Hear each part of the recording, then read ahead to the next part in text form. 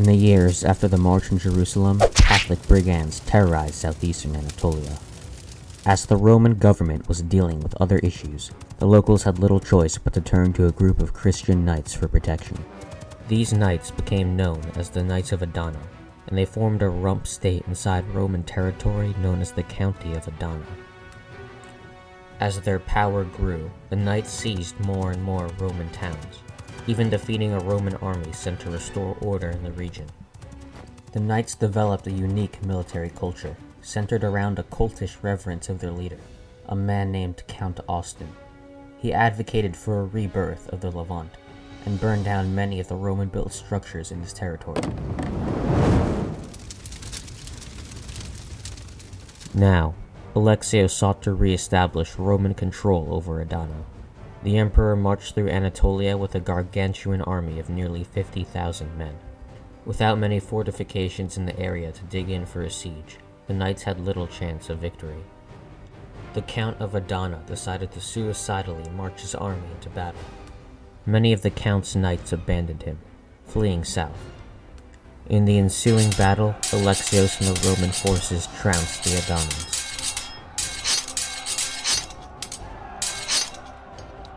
One of the Norman guards personally slew the Count of Adana. The county was then reincorporated into the Roman Empire. Alexios and his men now marched east. After the Bey of Baghdad's victory over Roman forces led by Andronicus, the warlord declared himself to be the Sultan of Baghdad. Sultan Erkan now invaded the Roman east, but time was not on Erkan's side.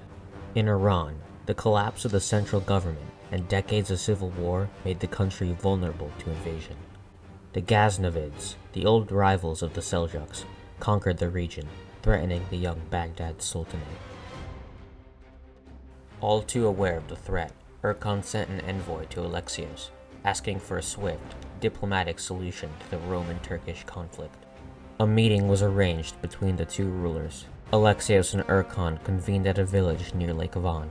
The two rulers agreed upon the borders of their respective realms, as well as conditions for peaceful coexistence and trade. Furthermore, Alexios, believing that it was in his best interest that Baghdad did not fall to the Ghaznavids, gave the Sultan 5,000 men to defend his realm. With the crisis in the east now resolved, Alexios spent a year in southern Anatolia overseeing the organization of the new provinces and the construction of a vast array of border defenses.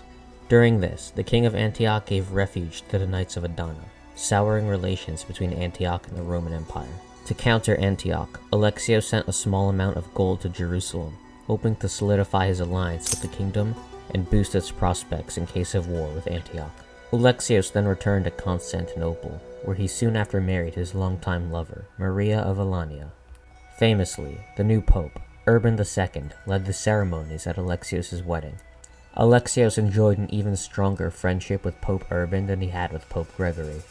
While in Constantinople, Pope Urban went about organizing the eastern dioceses, even going so far as to give orders to the Patriarch of Constantinople. The Patriarch of Constantinople was a man handpicked by Alexios for the role, named Nicholas Grammaticos. He privately lobbied Alexios to preserve the Eastern Church's independence from the Pope, but Alexios expressed favoritism for Pope Urban. Nicholas had a fine line to walk. His predecessor had been forced to abdicate for a failure to stand up to growing Catholic influence in Constantinople, and many priests were now threatening to depose Nicholas in the same way. But at the same time, defying Alexios meant a certain end to Nicholas's career. Faced with this precarious situation, Nicholas and his subordinates came up with a long-term plan to win back control of the empire from the Pope. On the empire's northern frontier, the Kingdom of Serbia re-emerged as an independent state. Serbian war bands immediately began raiding the Roman border. To counter this, large amounts of resources were devoted to the province of Bulgaria. In the summer of 1091, the governor of Bulgaria died from natural causes. Nicholas immediately moved to place an Orthodox loyalist as the new governor. He managed to convince Alexios to put the matter to a vote in the Senate.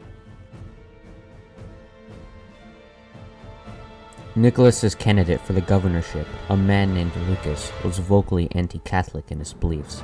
the Catholic senators ardently opposed the motion to make him governor. However, they were outvoted in the Senate, as Simeon and the remaining Diogenes voted alongside the Orthodox senators. Nevertheless, many Orthodox Christians in Constantinople were dissatisfied with Nicholas and began protesting in the streets, at one point clashing with a pro-Catholic mob. Fearing a return to unrest, Simeon managed to pass a law in the Senate which stipulated the creation of an organized police and firefighting force for Constantinople, hoping to mitigate the effects of potential religious riots. For now, Alexios sat comfortably on the throne, and the Roman Empire was at peace, entering a new age of unbridled prosperity under his reign.